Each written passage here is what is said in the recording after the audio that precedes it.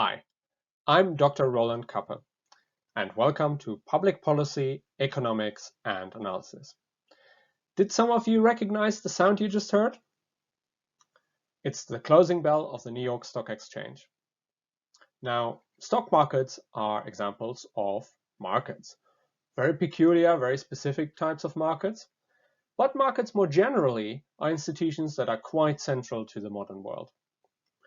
And the interplay between markets on the one hand and the state on the other hand is something that every public policy expert needs to understand. So, as public policy students, we have to understand how markets work. And that's the focus of today's lecture. But first, let me introduce myself and my colleagues and set out some basic rules, goals, and motivations for this class. Hello everybody, my name is Valentina Muso. I am a teaching fellow here at UCL and I will be teaching some of the seminars for this course. I am looking forward to working with you. Hi everyone, I'm Nidhi and I'll be one of your seminar leaders for PPA this year. Hi, my name is Thomas Gift. I'm an associate professor of political science at UCL. I'll be teaching the second half of this PPEA course. I look forward to meeting and working with all of you. Hi everyone, my name is Aparna Ravi and I'm a lecturer in international political economy here at UCL. I'll be teaching some of the seminars for you this year and I'm really looking forward to working with all of you. And you already know me. I'm Dr. Roland Kappe and I'm teaching the first half of this lecture. And I'm also the seminar leader for some of you guys. So, what is public policy, economics, and analysis? And why do I need to understand economics for public policy? Well, the rationale is basically twofold.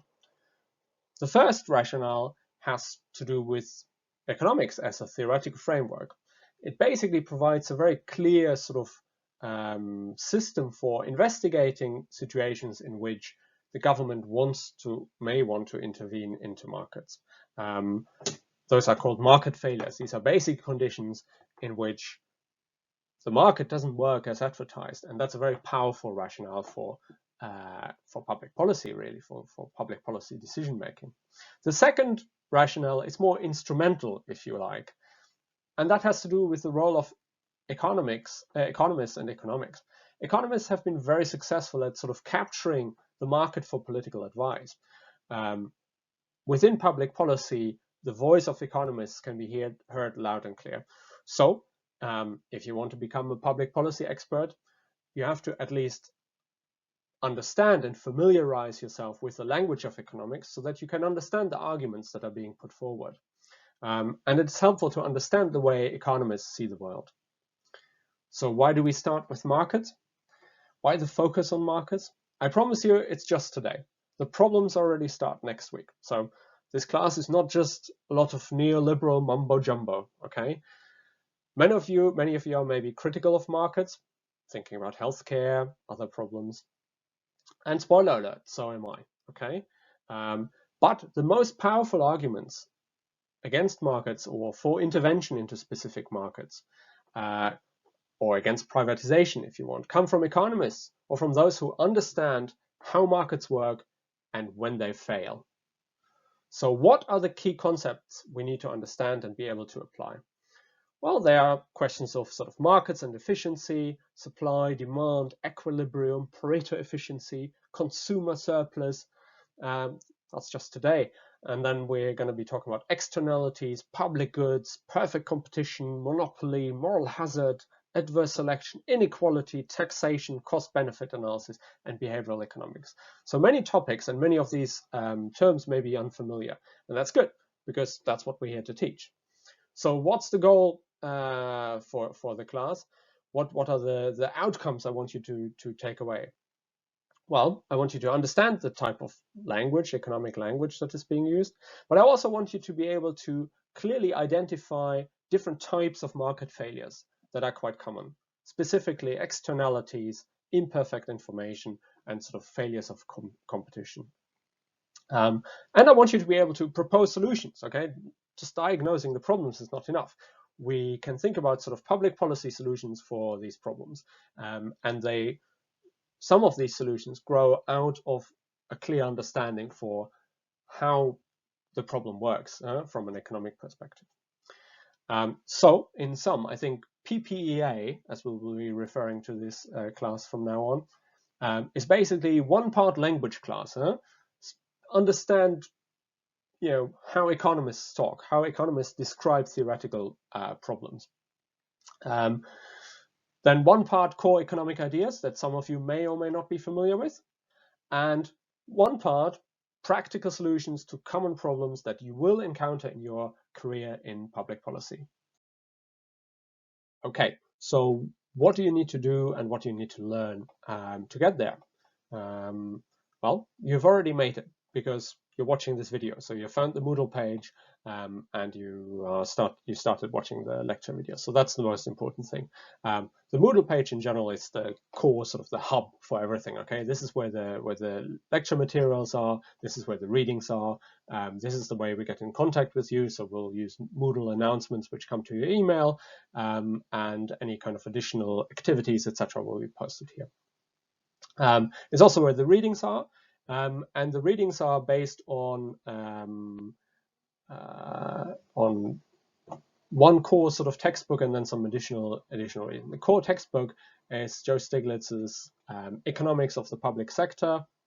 Stiglitz, obviously a Nobel Prize winner, a very big economist. Follow him on Twitter if you want, or check out what else he has done. Big, critic of globalization. The second, and we will read many chapters from this textbook, and it is an excellent sort of reference material also for the future. If you find yourself in a public policy job many years from now, and you're confronted with externalities, I think this is a good place to look it up. The other textbook that we're introducing this year a little bit is the Economy, Society and Public Policy textbook by the Core Econ team. Now, Core Econ team is here at UCL Economics Department, and it's a group of people who have decided to revolutionize, if you want, economics teaching, to say, like, look, we start with all these problems that in this class, for example, we'll be familiar with already: public policy issues, market failures. We start with these kinds of problems and introduce economics as if the last crisis happened. Okay, so this sort of was the slogan. Okay, and it's an excellent sort of product that has been produced. Public good, free for all. And there's two textbooks. The one we use, Economy, Society and Public Policy, which is for people like you, public policy experts, people who are not core sort of economics students. And there's also The Economy, which is the sort of undergraduate economics textbook. Both are excellent resources, and I very much recommend you have a look. Maybe also beyond the required or recommended chapters. These are excellent resources to sort of get a really good understanding of economics. There are going to be other readings on Moodle, and you'll see these depending on the week. This week, I think you guys read Hayek on sort of prices, and there's going to be other readings. If you want additional sort of help, and both the Stiglitz book and the Economy, Society and Public Policy book are not enough, and you want a more mathematical foundation, for example, or you want some worked examples, then the Core Econ, the Economy textbook, will help in many cases. So have a look around in that book if you want. The other resource I can warmly recommend is Khan Academy. So some of you may have heard this for mathematics, but the sort of microeconomics sequence in Khan Academy is really, really nice as well, with nicely worked examples, numerical examples for many of the problems we'll encounter. We won't do any math basically, because it is sort of a high-level abstract version of sort of core economic concepts that we encounter here, but it can be quite helpful to actually understand the underlying math. So another recommendation. Beyond the lecture videos, the slides, the readings, additional readings, etc. Friday seminars are really important. This is the opportunity for you to engage with me and my colleagues. So we'll have exercises, we'll have a Q&A option, of course, because this lecture, of course, is very non-interactive. You can't shout at me while I'm talking. I can't ask you for examples, and it's all a bit different this year. but so the seminars are especially important this year. So please make sure you attend, and please make sure you participate actively, both in the seminar and in any kind of homework activities that we may give you. Online learning is much more difficult than in person because a lot of the sort of context get lost. So you have to be even more proactive and even more engaged than normal. But if you follow the videos, you work through the reading materials, I can guarantee you that you will walk away from this class with a much better understanding of sort of economics and public policy. Shall we get started then? Today's topic is markets and efficiency. And basically what we'll be looking at is markets as sort of this stylized, idealized version of exchange, frictionless if you want. Perfect competition, everyone is a price taker, everything works beautifully, and then certain conditions hold or certain results hold, namely efficient allocation of resources. But next week we will then dive into the problems. And this is where it gets interesting, I think. So the first week, if you want, is a benchmark. It's an unattainable ideal type that like economists use as a thought experiment, if you want. And the problems for public policy experts start next week. So we will be talking about public goods, about externalities, about market power, competition issues, and about information asymmetry, principal agent problems. And that's basically the first 5 weeks of the lecture. And after reading week, Thomas Gift takes over and talks about inequality, taxation, trade, behavioral economics, and he's also going to force you through cost-benefit analysis. Okay, but let's get started. So today's topic, market, supply, demand, results in terms of efficiency, is basically material that an undergraduate economics textbook will spend a few chapters and a few weeks on, and we will do this in 30 minutes or so. So please buckle up and let's get ready.